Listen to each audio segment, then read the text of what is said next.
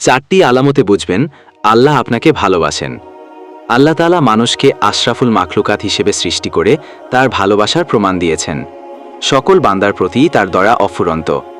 গুনাহগার বান্দাকে তিনি ক্ষমা করতে ভালোবাসেন, আবার কোনো বান্দাকে তিনি খুব বেশি ভালোবাসেন আমল ও তাকওয়ার কারণে। চারটি আলামত দেখেই চেনা যায় তাদের। নিচে হাদিসের আলোকে আলামতগুলো বর্ণনা করা হলো। 1 নম্বর, মানুষ তাকে ভালোবাসে। হযরত আবু হুরায়রা রাদিয়াল্লাহু হতে বর্ণিত, তিনি বলেন, রাসূলুল্লাহ সাল্লাল্লাহু আলাইহি ওয়াসাল্লাম বলেছেন, যখন আল্লাহ তাআলা কোনো বান্দাকে ভালোবাসেন তখন জিবরাইল আলাইহিস সালামকে ডেকে বলেন, আমি অমুক ব্যক্তিকে ভালোবাসি, তুমিও তাকে ভালোবাসো।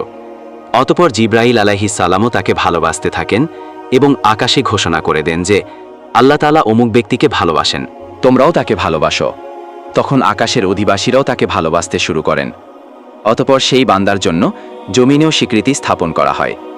আর যখন আল্লাহ তাআলা কোনো বান্দাকে ঘৃণা করেন তখন জিবরাইল আলাইহিস সালামকে ডেকে বলেন যে আমি অমুককে ঘৃণা করি, তুমিও তাকে ঘৃণা করো। অতঃপর জিবরাইল আলাইহিস সালামও তাকে ঘৃণা করেন এবং আকাশে ঘোষণা করে দেন যে আল্লাহ তাআলা অমুক ব্যক্তিকে ঘৃণা করেন, তোমরাও তাকে ঘৃণা করো। এবং আকাশবাসীরাও তার প্রতি ঘৃণা পোষণ করেন। অতঃপর তার জন্য জমিনেও ঘৃণা স্থাপন করা হয়। মিশকাত হাদিস নম্বর 5005। এখানে উল্লেখ্য, অনেক বেঈমানকেও মানুষ ভালোবাসে, তাদের বহু সংখ্যক ফ্যান ফলোয়ার আছে। তাহলে তাদেরকেও কি আল্লাহ ভালোবাসেন? না, তাদেরকে আল্লাহ ভালোবাসেন। এখানে জমিনওয়ালাদের ভালোবাসা বলতে মূলত ঈমানদার বা মুমিনদের ভালোবাসা বোঝানো হয়েছে। অর্থাৎ আল্লাহ যে বান্দাকে ভালোবাসেন তাকে মুমিন বা নেককারদের পছন্দের ব্যক্তিতে পরিণত করবেন। এখান থেকে বোঝা যায়, মুত্তাকি বা নেককার ব্যক্তিরা সবাই কাউকে ভালোবাসলে বুঝতে হবে আল্লাহও তাকে ভালোবাসেন। আর আল্লাহর ভালোবাসা অর্জন করতে মানুষের কাছে জনপ্রিয়তা চেয়ে বেড়ানোর দরকার নেই। সঠিক পথে চললে আল্লাহ তাআলাই তার প্রতি মানুষের ভালোবাসা সৃষ্টি করে দেবেন। 2 নম্বর, বিপদ আপদ লেগে থাকবে, তবুও তিনি আল্লাহর উপর সন্তুষ্ট। বিপদে মুসিবতে সন্তুষ্ট চিত্তে থাকেন এমন বান্দাকে আল্লাহ তাআলা ভালোবাসেন। ইব্রাহিম আলাইহিস সালামের অনেক পরীক্ষা নিয়েছেন মহান আল্লাহ। কোরআনের কোথাও বলা হয়নি যে আল্লাহ তাআলা ফিরাউন কিংবা নমরুদের পরীক্ষা নিয়েছেন, বরং তিনি তার ভালোবাসার বান্দাদের পরীক্ষা নিয়ে থাকেন। তাই বহু ঈমানদারের জীবনে দেখবেন দুঃখ কষ্ট এবং বিপদ আপদ লেগেই থাকে।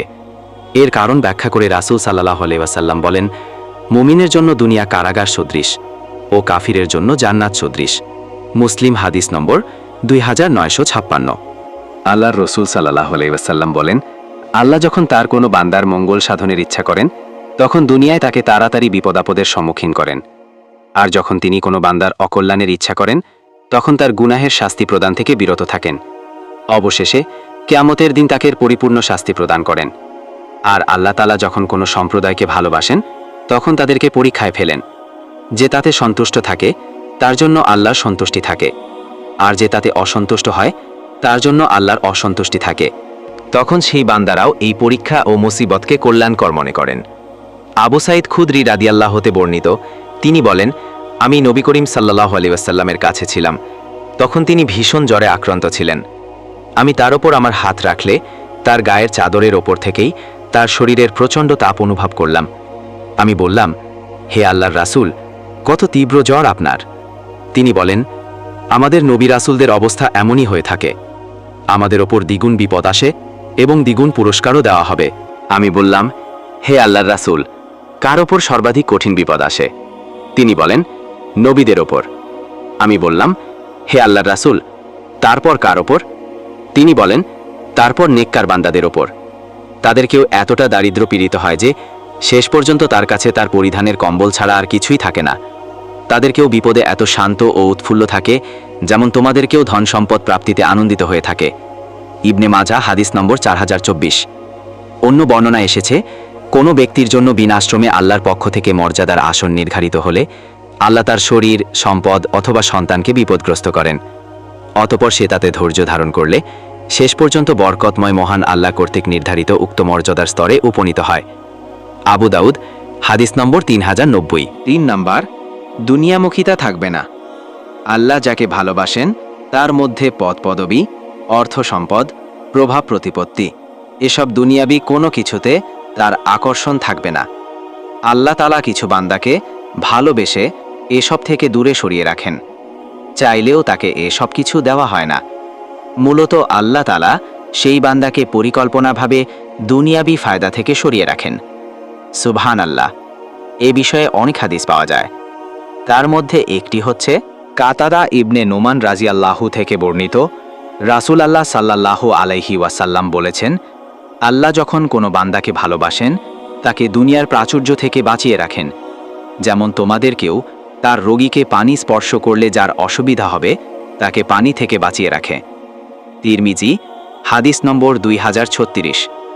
তবে এর অর্থ এই নয় যে আল্লাহ কাউকে দুনিয়া দিলে তিনি আল্লাহর ঘৃণিত ব্যক্তি হয়ে যাবেন। প্রিয় বান্দাদের অনেককে আল্লাহ তাআলা দুনিয়ার প্রাচুর্য দিয়েছেন। এসব ব্যক্তিদের মধ্যে ওসমান রাজিয়াল্লাহ, সুলাইমান আলাইহিস সালাম, দাউদ আলাইহিস সালাম সহ অনেকেই রয়েছেন। তবে তাদের কারো মধ্যেই দুনিয়া প্রীতি ছিল না। এসব বান্দাদেরকে আল্লাহ তাআলা দুনিয়া দিয়েছেন। 4 নম্বর, দ্বীনি জ্ঞানের অধিকারী এবং নেক আমল করার অবারিত সুযোগ। আল্লাহ তাআলার ভালোবাসার বান্দার সবচেয়ে গুরুত্বপূর্ণ আলামত হল তাকে আল্লাহ দ্বীনের বুঝ দান করবেন এবং সেই অনুযায়ী বেশি বেশি নেক আমল করার সুযোগ দান করবেন। রাসূলুল্লাহ সাল্লাল্লাহু আলাইহি ওয়াসাল্লাম বলেছেন, আল্লাহ তাআলা যার কল্যাণ চান তাকে দ্বীনের প্রজ্ঞা দান করেন। আল্লাহই দানকারী আর আমি বন্টনকারী। বুখারী, হাদিস নম্বর 75। অন্য হাদিসে এসেছে, আল্লাহ যখন কোনো বান্দার কল্যাণের ইচ্ছা করেন তাকে মৃত্যুর আগে পবিত্র করেন। লোকেরা জিজ্ঞেস করল, পবিত্র করেন কিভাবে? তিনি বললেন, মৃত্যুর আগে তাকে নেক আমলের তৌফিক দেন, অতঃপর তার উপর তার মৃত্যু ঘটান। আনাস রাজিয়াল্লাহুতে অপর হাদিসে রাসূলুল্লাহ সাল্লাল্লাহু আলাইহি ওয়াসাল্লাম বলেন, আল্লাহ তাআলা যখন তার বান্দা সম্পর্কে কল্যাণের ইচ্ছা করেন তখন তাকে আমল করতে দেন। বলা হলো, হে আল্লাহর রাসূল সাল্লাল্লাহু আলাইহি ওয়াসাল্লাম, কিভাবে তিনি আমল করতে দেন? তিনি বলেন, মৃত্যুর আগে তিনি তাকে নেক আমলের তৌফিক দান করেন। অন্যত্র ইরশাদ হয়েছে, আল্লাহ যখন কোনো বান্দার কল্যাণ চান তখন সেই বান্দাকে সুমিষ্ট করেন। জিজ্ঞেস করা হলো, সুমিষ্ট কি? তিনি বললেন, মৃত্যুর আগে ভাল কাজ তার জন্য উন্মুক্ত করে দেন, অতঃপর এর উপরই তার মৃত্যু হয়। আহমদ, হাদিস নম্বর 1711-19। আল্লাহ তাআলা আমাকে আপনাকে মুসলিম উম্মার সবাইকে তার ভালোবাসা পাওয়ার মতো আমল করার তৌফিক দান করুন।